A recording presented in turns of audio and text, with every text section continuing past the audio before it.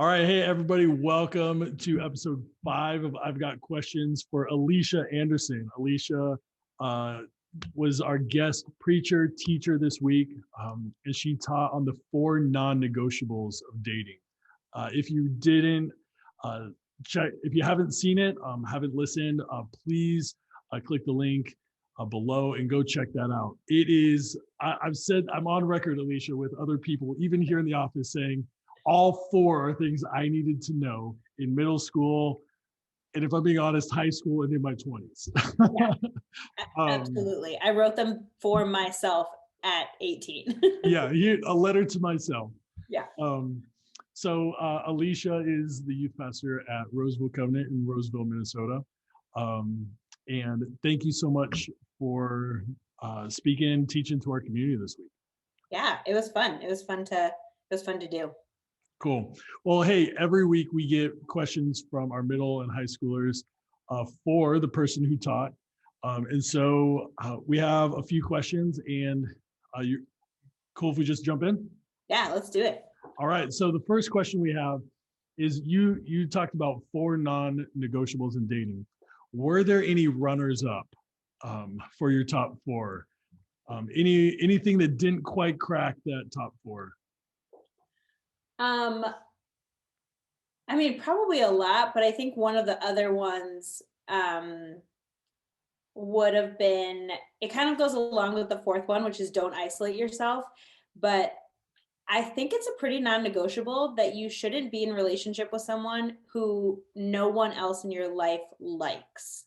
Okay. Like, I remember thinking when I was in my 20s that I would see people that were together and be like, that just makes sense. Like, those 2 people just like, they go together, it just like clicks, it works. And I always wanted that for myself. Mm-hmm. And I told all of my friends and all of my family, like, if I start dating someone and you're like, this doesn't make sense, I don't understand it, just like ask me about it. Like, just to like bring that up. Right. And some of it is like from the outside, a relationship might not make sense to someone else, but give the opportunity to like ask those questions. Because if people in your life don't like the person that you're dating, like, that's a problem. Like, yeah. that's gonna come up later, including your family, including like, your people. If they don't like your significant other, that's gonna be an issue. So that's probably would be a close runner up. Yeah. But again, that's in that, like, don't isolate yourself. If you're dating someone you don't like, or that other people don't like, well, you shouldn't date someone you don't like. Right. So let's be on record for that. Yeah. But if you're dating someone nobody in your life likes, you're going to isolate yourself, and that's pretty problematic. Yeah. And I think that kind of with that is, if they don't like who you are together, mm-hmm. right? Like, or like who you are when you're with this person, and it may not have anything to do with the person that you like, but because I know that I can think of a particular relationship I was in college where it wasn't necessarily that person, but it was who I was when I was with that person, or who I felt like I needed to be. Yeah. And it's true, man. People just like got no time for that. Yeah, you got no time for that. You don't want to be unhappy for the rest of your life. Right. Like, if your relationship ends in marriage, which in high school it might not, and it probably won't, but like, if you're in a relationship, don't waste your time with someone that's like not making you a better you. Right. And if we're isolated, then we're less likely to see that. Yeah, exactly. Because we got the love goggles on. I get that. Like, I so hard understand and remember in high school being like, but I love this person, and you mm-hmm. might love them, but like, you're not seeing it straight. Like, you're not seeing it really clearly when you're in it. So you need people around you to just raise the flag. They don't have to tell you to break up with them, but just like raise the flag and say, hey, what's going on here? Why are you mean all the time now? Like, it's a great question to ask. Yeah. Why don't you ever answer any of my texts anymore? Yeah. Yeah, for sure. And I think, I don't know about you, Alicia, but I think there's this idea that, well, I'm just going to follow my heart, right? Mm-hmm. Like, there's this idea of like, just follow your heart. Love like trumps everything. And so the haters are gonna hate, but they're not gonna like get between me and the person I love. Yeah. I think while that's admirable, it's pretty one-dimensional. Yeah. And I think that's where we get confused with what love is. Okay. Like, so if you look at some of the biblical definitions of what love is, like the honoring one another, the being patient and kind, like those are the things, that's the love that trumps all. Like that is Right. a love Right. that can outlast anything that the world's going to throw at you. Yep. But there's another kind of love where it's just like an infatuation. You really care about this person and you really want to be with them, but it might just not be right for Yeah. you, for that person.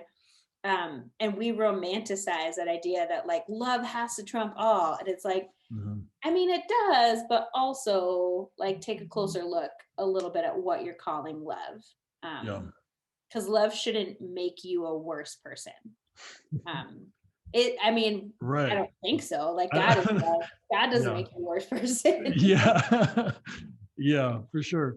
Well, and I so appreciated, um I mean, I've been telling people non-negotiable number 3 was the one that, and actually I'll go ahead and for anybody who's watching or listening that hasn't seen the teaching yet, the 4 non-negotiables were dating is a choice that you get to make. Come on, come on. Right? Uh, I mean, why did anyone tell me that? Why was that seriously, a hidden secret for a lot of years? yeah. Number 2 is dating is intentional, and if those sound the same, they're Alicia does a great job of differentiating those two. Go back and listen. Number 3, dating should display the fruits of the spirit, and then number 4, don't isolate yourself, which we had already talked about a little bit. So in the in light of these, and you gave some examples in your teaching, but the people want more.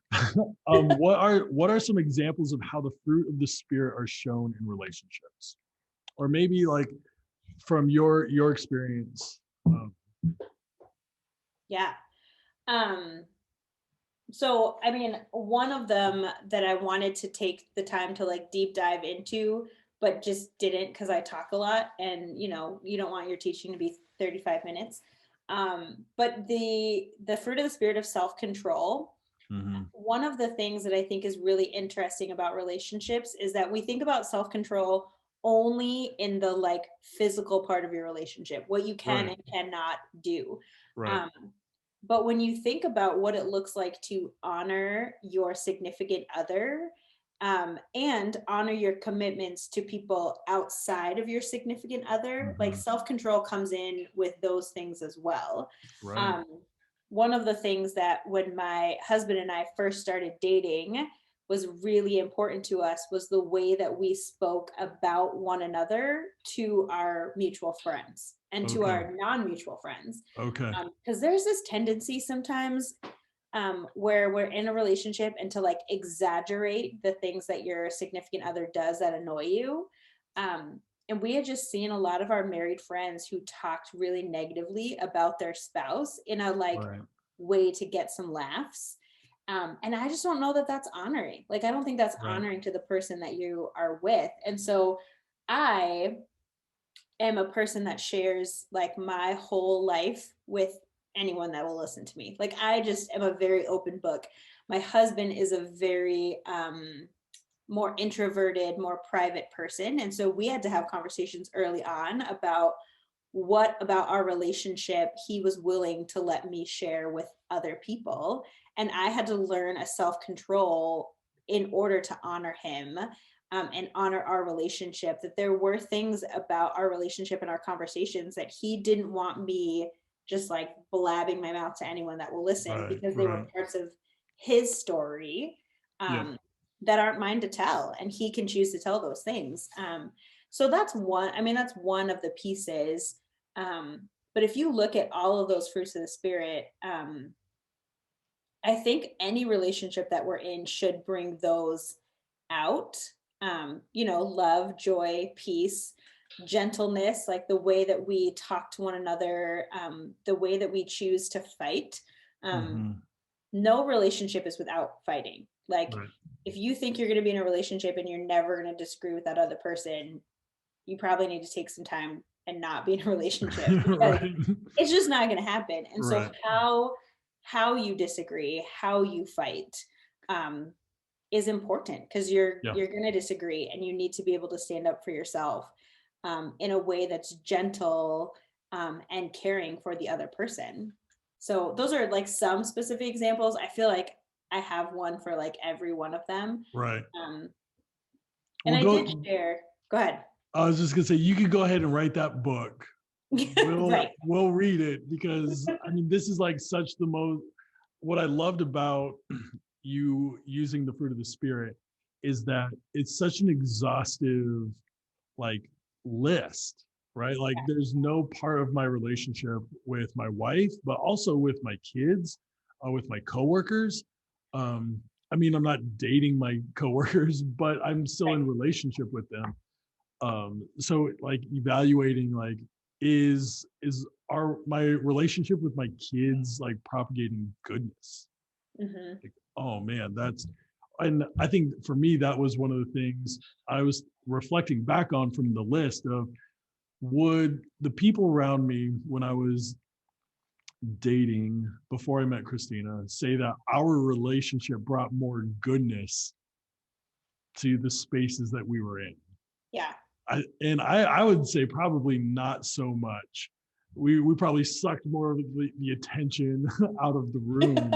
Um, but that, like how could how could we use our relationship to bring more goodness to other people, Yeah. not just say like, hey, the whole world's now about us, and Right. so thanks. And I think like you totally hit something there that I don't even think I thought about fleshing this out, is that if your relationship is not bringing about the fruits of the spirit, it doesn't mean that relationship isn't the right one. It just might mean you need to have a conversation about your relationship. Right, Because like right. with you and Christina, like there were probably times where you had to figure out something to make it reflect a fruit of the spirit, like you Mhm. have to figure that out in relationship. um so some of these non-negotiables, it's not like me saying like you need to break up if this non-negotiable is not true about your relationship. It's more like, okay, then what work do you now need to do, either to make the relationship a more healthier relationship, or um to work on yourself to be a more healthier version of yourself, because you need to be healthy. That's probably the other non-negotiable. You can't be in a healthy relationship if you yourself are not healthy. Yeah, Um, it's just you just can't do it. yeah. Or at least striving to be healthy. No, none of us are like perfect, but Right, right. yeah. Alicia, how can your friends help you evaluate relationships? Gently, I think is the is Okay, the yes. right answer to Yeah, that. yes, yes. Like, I mean, first of all, before you even think about getting into relationships, you need to be able to like identify your people, like Hmm. identify the friends that have your back, care about you deeply, and are willing to say hard things to you that you might not want to hear. Yep. And I'm a big proponent of what I call the friend DTR. So Okay, DTR, I yes. don't know if everyone knows this, but that means define the relationship, which is usually what you do with a significant other that you're romantically involved in. Like when you're like, hey, I'm kind of digging you. We should talk about how we feel about this. I think friends need to have that same DTR Yep. where we're like, I'm committed to our friendship. I care about you. I'm inviting you to give me feedback on my life. I'm Yeah. inviting you to hold me accountable to the things that I say I want to be accountable to. I don't think we do that enough in our culture. I Right. don't think Right. we open ourselves up to friends, in a way that allows them to say, like, ask those questions. Yep. So I think that's the first part, is to have the people in your life that are going to say the things to you when you don't want to hear them, um, and to talk it out with you. Then once that's, true, then as you're in dating relationships, start to ask your friends what they think about your relationship. and be ready to hear it. Like, Dude, that's so scary. That it's can be so so scary. scary, right? It can be so scary, but I remember like when I would be dating somebody and my friends would not want to talk about that person. Like if I would bring the person up, they would immediately change the subject because Yep. they didn't want to talk about it because they knew that I didn't want to hear what they had to say. Yeah. It's scary to hear what your friends actually think about your relationship. But your friends are going to be the people, if they have your back, they're going to be the people that say, you just don't seem very happy when you're with that person. Mm-hmm. Or they're going to say, you are a better version of yourself with this person in your life. And I don't know if it's this person, I don't know if it's just you're happy, but like I am digging the vibe that you are laying down now in this Yep. relationship. The other thing is to hang out with your significant other with your friends. Yep. To be in spaces with people that they're gonna see how you interact with one another, and like be in relationship with other people, but like don't be clingy to your significant other the whole time, because we all know that that's kind of annoying. Like yeah, nobody's here for that. No one cares. Right? No one wants to like see you making googly eyes at each other. Just like hang out with your friends with your significant other and see how that feels and see how that flows. Because I remember being that like third wheel. It's not fun. It's not fun. We all remember it. Just don't make your friends be the third wheel. Yeah, I can't tell you how many times where I was hanging out with a buddy and his girlfriend, and I realized, wait a minute, I'm just here so that y'all could tell your parents that you weren't hanging out by yourself. Like, what are we doing here? This is crazy. Yeah, I'm just like the cover, and that's we can't do that. I'm not getting paid enough for this. I think one of the things I would say, with in regards to having your friends speak in your relationship, because I know this was true when I was dating Christina. There was times where my friends, it wasn't about Christina, it was about me. And they're telling me like, dude, you got a good thing going. Yeah. You're about to screw it up. Yeah. Right? Like it wasn't like this relationship's bad, you need to get out. It's you're gonna lose it if you don't get your act together. And I think that's as important to hear as like, hey, I'm not sure this is the right person for you. Yeah. This next question kind of speaks to that relationship. Is there one person that is destined for you? Ooh, I feel like this question gets asked so much. Here's the thing, I don't have a biblical answer for this question. So I'm gonna just tell you straight up that this is Alicia's interpretation of it, not directly from Jesus. All right, here we go. I just think mathematically, like that can't happen. Like if you think about the world, like, and here's the thing that helped me, right? I shared in my talk, I started dating Jed when I was 33. We got married when I was 34. I'm now 35. I spent a lot of years just waiting and thinking to myself, if there's one person out there in the world for me, what is the chances that I've missed that person? Right. Like, what are the chances that like I'm just not gonna get to have a husband because I've missed out, or he found somebody else before he met me? Like, and I realized, I was listening to a podcast once and a woman was talking about adoption and how their family was looking to add to their family through adoption. And she was so afraid that she was like missing her child. And she felt this really strong feeling from God saying like, you're not going to miss your child because it's your child. Like God's got this under control. Like there may not be one specific person out there in the world, and if I miss him, I'm out. But God knows what that story is going to be. And God knows that if it's a desire on your heart, he's either going to deal with you in that desire, or he's going to fulfill that desire, because he's a good God and he wants you to have good things. So I don't know that I believe that like, Jed was the exact one person for me. And he waited and I waited and now we're together and we're happy. Like that's a great story. But there were a lot of other guys that I dated over the years that it could have been like I could have had a good relationship with that person. Right. It just wasn't the right timing in our lives.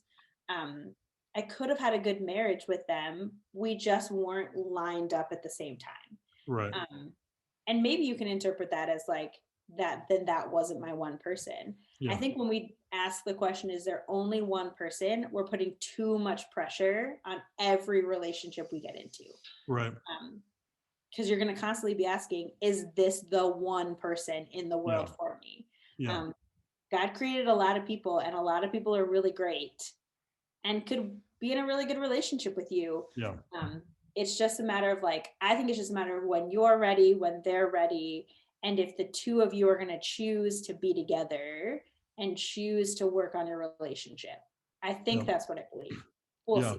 see. Yeah. It might change. Well, and this might be like a roundabout theological answer, but I, I, I mean, I hear this question so many times. I grew up thinking, like, firmly believing that there's the one. Um, but the more I got to know about God and grace and redemption, the more I felt like the idea of like if I miss the one, then that's it. That doesn't align with the God of grace and second chances, the God Right. of redemption. Where, Right. man, if I was the wrong person in the right relationship, right, and that Yeah. relationship didn't work, then then all my hopes and dreams of being in a lifelong committed relationship in marriage, then it's gone. Yeah. Well, I don't see the God, like you said, I love that, like God is good and he wants to give good things. Mm-hmm. Um, and so I think that we are, the more that, I mean, I, I don't want to put Alicia's four non-negotiables on the same level of scripture, but Right. like using wisdom, um, and continuing to like faithfully walk in community as we like strive to live out our call in the world, understanding that we've been made on purpose for purpose. Um, and then when we run into people or a person whose life is moving in that same direction, and you see, man, our lives could be so much better together, Yeah. because we have the same vision for who we want to be, and like you believe more about me than I believe more about you, all this stuff, right? um, I think that's good. And Yeah. I don't think that God's saying like, okay, this is like the lifelong Where's Waldo, and like you get your one chance to like find that person. But again, I think it works great in movies Yeah. because they Absolutely. found each other, we're cheering for them. That's the one. It could have only been that person. Well, that's because there's only like 8 characters in the movie. Right. So We're um, not seeing everybody else. yeah. So I think sometimes, yeah, we get caught up in wanting the grand story when we lose perspective of the eternal work that Mhm. God's been doing. So we got this question from some middle schoolers. Um, or here's the question: why is it so hard to be single, especially in the church? Mm, Because you talked about dating needs to be intentional, yeah. um, and um, but there is this other reality where it feels so hard to be single at times. Yeah. Some middle schoolers asked that question. It came from the middle school small group. Oh man, that's such a good question. Um, honestly, uh, the structure of the church. I'm trying to choose my words really carefully, but the idea that the structure of the church is perfect is pretty flawed because the structure of the church is man-made. The way that we vision church right now, we've built it into something, and it's Mhm. not that it's bad, but it's flawed. Mhm. Um, and the way that our churches are structured is by how you connect with one another in the phase of life that you're in. So we have small groups for middle schoolers and high schoolers, and then we have young marrieds, and then we have young marrieds with children, and then we have older marrieds with children, and then we have older married people whose kids have moved out of the house.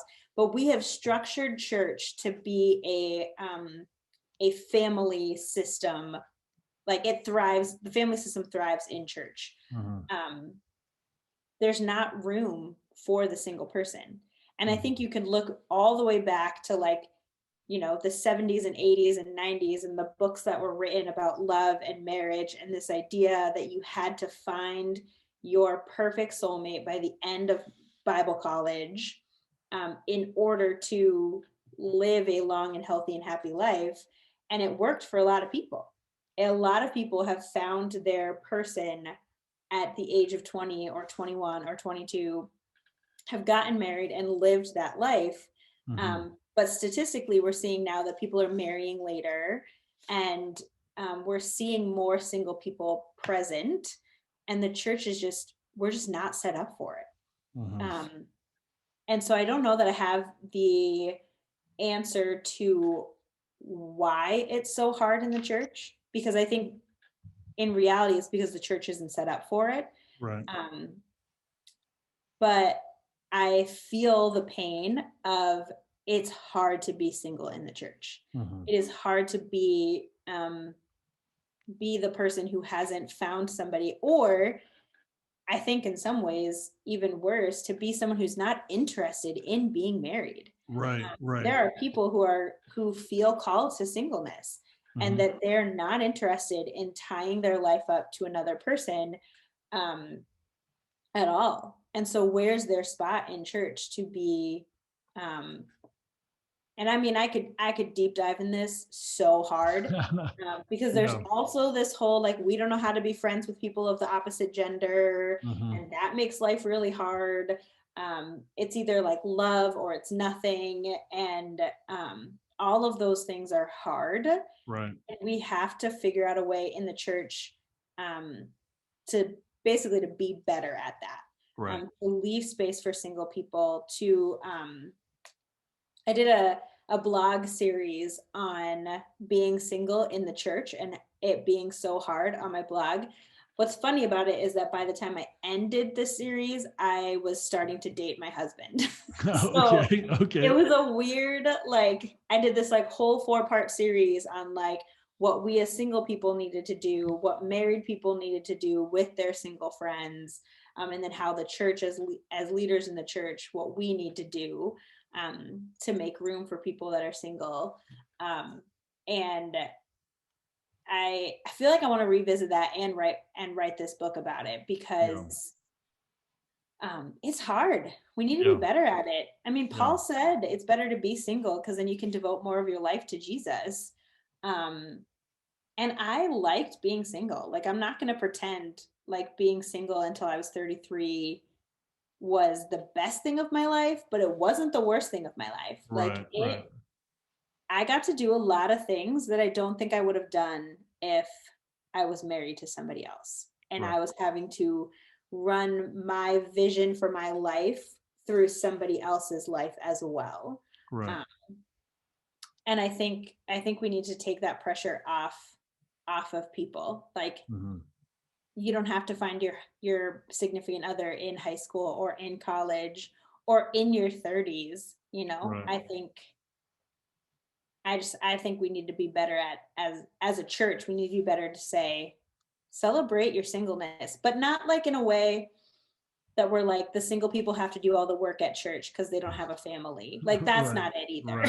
Like, they are valuable individuals in themselves and not just from what we can get from them. Yeah. But we don't do well with things that are not like us, which is a much broader thing. But married people in the church have a hard time with single people. It's like they forgot what it was like to be single. That's like my goal in life, is to not forget. I think that can be apt for many different areas of life, but particularly that. Well, hey, Alicia, thank you so much. I wish you were my youth pastor when I was in middle school and high school. Oh, thanks. And hey, if anybody wants to reach out to you or ask you more questions, is there a way that the people can connect with Alicia? Yeah, I am on the social medias, Okay. particularly Instagram. That is my favorite of the medias. You can find me, Alicia Vela Anderson is what I am on Instagram. You can send me an email at my church, alicia@rosevillecovenant.org. That's a lot of letters in my brain. Um, but yeah, reach out. Like, I love having these conversations. So if you have more questions, reach out, follow me. I say a lot of random things on my Instagram. So good luck with it. It's so good. I love it. All right. Well, hey, Alicia, thank you so much. And hopefully it won't be too long before we can do something like this again. Yeah. Thanks so much for asking. It was awesome. Yep.